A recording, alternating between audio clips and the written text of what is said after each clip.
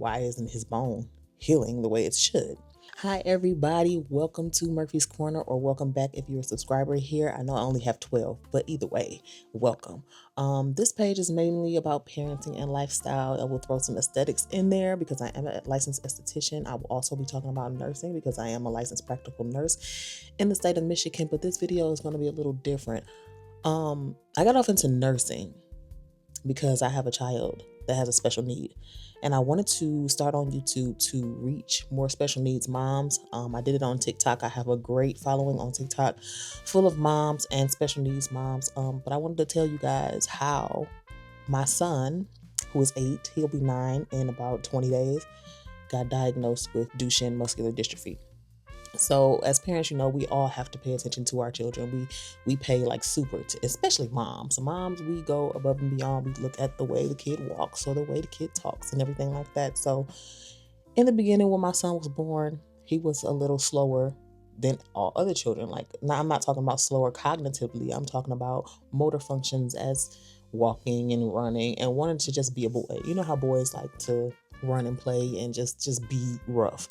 So in the beginning, he was a little slow to do that. So I would ask questions like, okay, why isn't he walking yet? Or why isn't he talking yet? They told me it was because he was big, the walking aspect. He didn't walk until he was almost 2. I think he was like 3 or 4 months shy of being 2 is when he walked.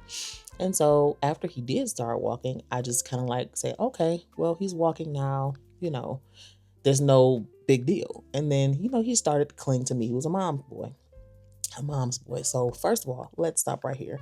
Duchenne muscular dystrophy is a degenerative muscle condition that eats away at your muscle because your body lacks the protein it needs to repair muscles. It's called dystrophin. So way before I knew what this was, when my son was 4, he broke his ankle. So in breaking his ankle, it did not heal, I guess, the way it should have. Like, kids, they have bones, they're growing. They heal very fast. His did not. It took a while for it to heal. Matter of fact, we took him back to the doctor to get his cast taken off because they said it would heal. And they took it off and then they put it right back on because it wasn't healed. So that was the red flag to me. He was 4. And I'm like, why isn't his bone healing the way it should? So then after his ankle was healed and everything like that, they took his cast off. They made him get up and walk. And they asked me, had he always walked the way he did? Now, for those of you that don't know, a duck waddle or a waddling gait is a sign of muscular dystrophy, but I didn't know that still. I'm like, yeah, he always walked like that. He waddles like a little duck. And so they examined his hips and everything like that. And then they told me that he had a condition called retroversion, which is when your hips are kind of like turned in, your tibias are curved and your feet are flat, which he does have, but I didn't think it was a problem. I'm like, okay, so how do we fix it? They said it would fix itself. Mind you, he was 4. Okay, so when he turned 5, I'm like, okay, it's still not fixing itself. What do we do? And they prescribed him with some inserts inside of his shoes to help with his arch in his feet to help him walk better. And so I said, okay, we did that from when he was 5 until he was 6. And so he still wasn't playing around with the other kids and anything like that. And it wasn't until he went to a jump park for his birthday, for his 6th birthday. And all the kids were running around. And he said, Mom, why do all my friends run faster than I do? And so that let me know that it's not that he doesn't want to run in horseplay with the other children, is that he can't.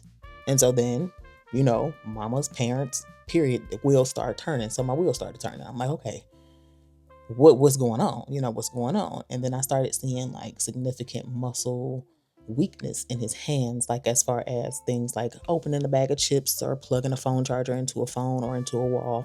Those were things that he struggled with, amongst other things like jumping and running and going up and down the stairs and stuff like that. He struggled with that stuff. So I literally drove myself crazy trying to figure out what was wrong with my son. I'm like, I didn't want anything to be wrong with him. No parent wants anything to be wrong with their child, but at the same time, if you know that something is going on. So I started doing research and I worried myself half to death with it until I just kind of was like, okay, God, if there's something, put it in my face. And if there's nothing, put it in my face so I can stop driving myself crazy. And so I left it there, Most of us, we know back in the day, grandparents tell you if you say a prayer, leave it there, don't worry about it. And that's what I did. I've always been off into like hospital shows and things of that nature. So I was watching New Amsterdam, and I was on season 2, episode 18 of that show. And it's where the little boy was running in the park and he bumps into the doctor who's pushing a stroller. And when the little boy fell and got up from the floor, it's the same way that my son gets up from the floor. So that made me pay attention because I'm like, okay, wait a minute. And they said it was called a Gowers maneuver. That whole episode was on Duchenne Muscular Dystrophy. So I'm like, okay, let me research what this is. So I researched it, but I also prayed and I said, listen, whatever the outcome of this is, whatever, the prognosis and what they say about it, don't let me pay attention to that. Let me pay attention to the signs and the symptoms so I can make sure that I know what I'm talking about when I take this to the doctors. And lo and behold, I looked it up.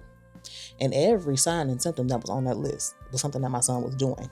From tiptoe walking, he has extremely big calf muscles, like somebody that would run a marathon. His calf muscles are huge. That was a sign and symptom. I did not know that. Sway back, so like his back is kind of like curved in, like he sticks his belly out to walk. So all these signs and symptoms. And if you have children, you know that every year they go to the doctor and they have a checkup. It's called a well visit or something like that. So when I took him to the doctor, I said, listen, he has Duchenne Muscular Dystrophy and you're going to test him for it.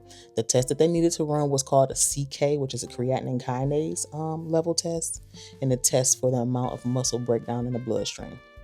And they still was looking at me like I was crazy. I'm like, look, I got videos from the time that he was born until now with every sign and symptom that you could ever imagine on the list of Duchenne, he's doing.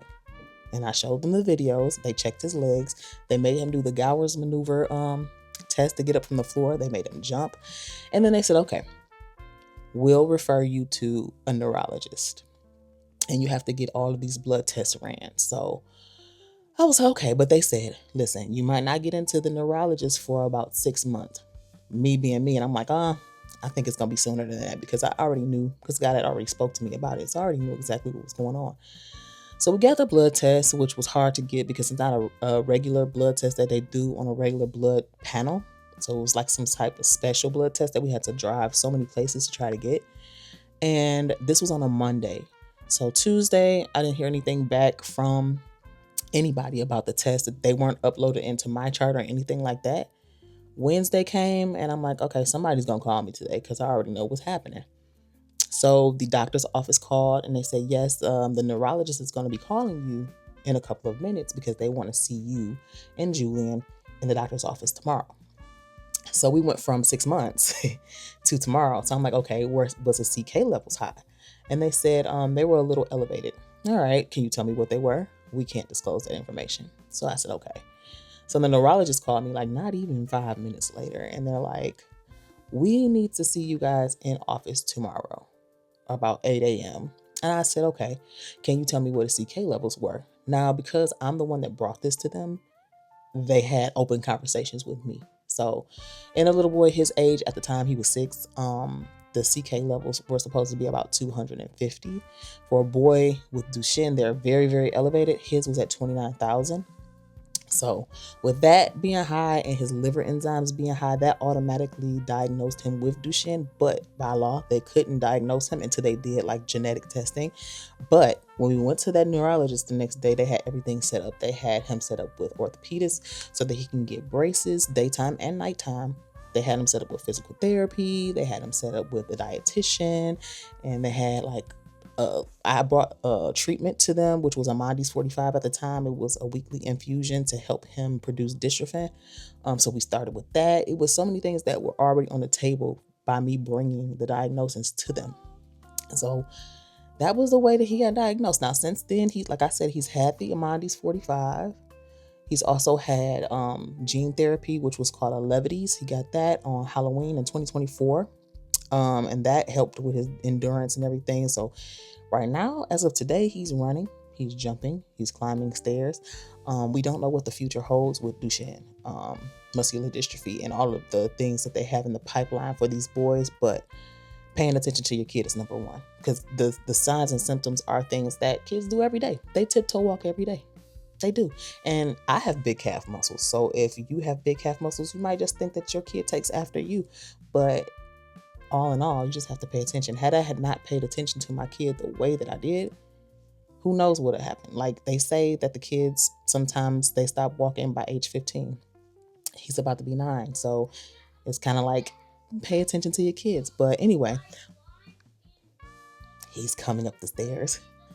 That is the story of how I diagnosed my kid with a rare disease. And since then, he's been flourishing, elevating. He's gotten all the help and resources that are available out here to help him have the best quality of life and stay mobile for as long as possible.